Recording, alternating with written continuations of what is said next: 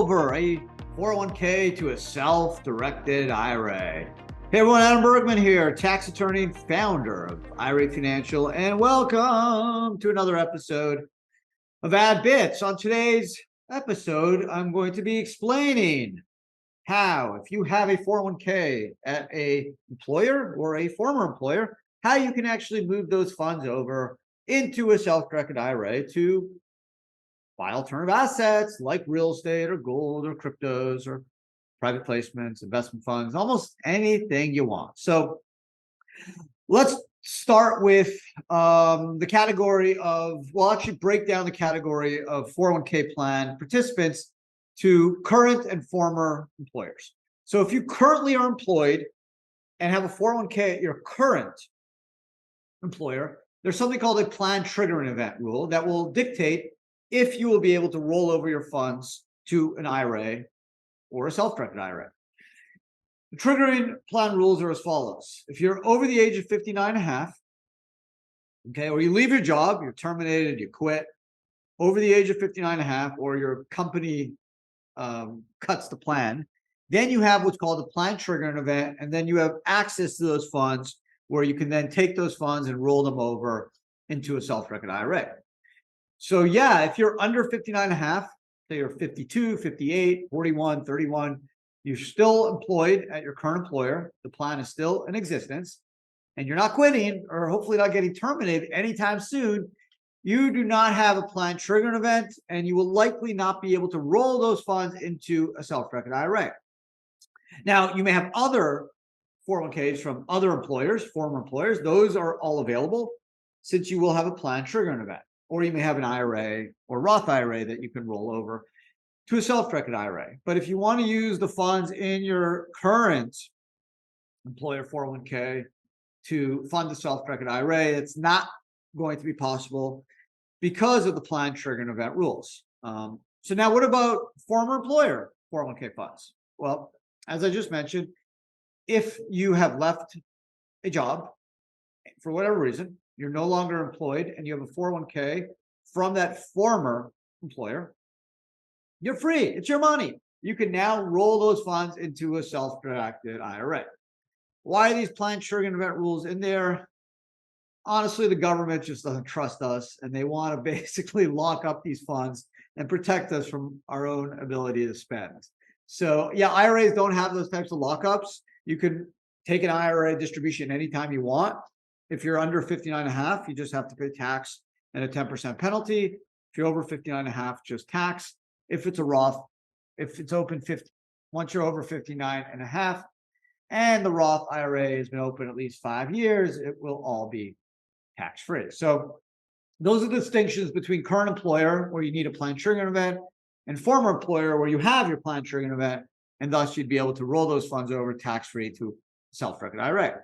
So how does that process work? Very simple. You open an account at a self-directed IRA company like IRA Financial, and then once that account's been open, if it's funds are still in that former employer 401k, we'll help you. You'll have to initiate the rollover. So IRA Financial cannot just pull the funds from that former employer. We could if it was in an IRA, but because it's in an employer 401k, you would have to initiate. Now, most employers will have, based off the record keeping institution they use, whether it's Schwab or Fidelity or Hancock, American Funds, they'll have a rollover form you can use where you'll just include, the IRA Financial info, your account number, the wiring info, and they'll just wire the funds, and it's all tax-free. You make sure you do not take the funds first as an indirect rollover, meaning make sure the 401k funds are sent directly to your self-directed IRA custodian.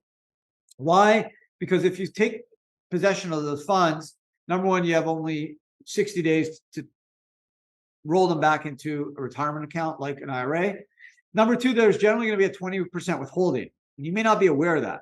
So basically, the employer is taking 20% of what you're rolling over to cover any potential taxes if you don't put that money back within 60 days.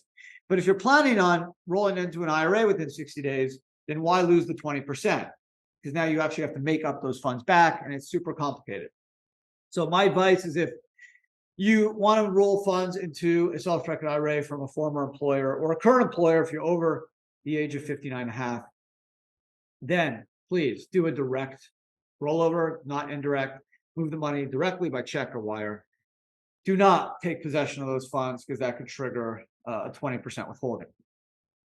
What about assets? Well, unfortunately, stocks, mutual funds, ETFs cannot be transferred to IRA Financial. Right now, we're not a broker-dealer, so you're going to have to go in cash. But don't worry if you sell the stocks in your 401k because it's not taxable, right? 401ks, IRAs are tax exempt.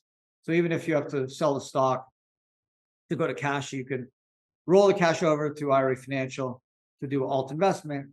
It's not taxable. So that's really it. It's super simple.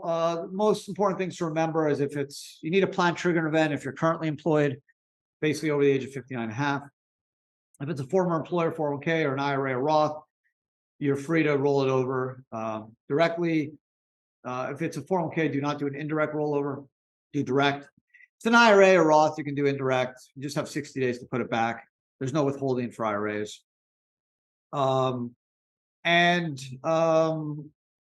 Just make sure you remember that 20% withholding issue on indirects.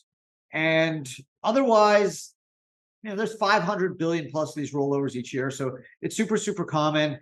You'll have to initiate the rollover, but it's a simple one-page form. And obviously, if you need help, our team in our transfer department will be able to assist you. It's super simple. Basically, just have to include your IRA financial account info, address, things like that, and just check whether it's a wire or check, get the wire info, and you're done. It doesn't take more than 3 minutes.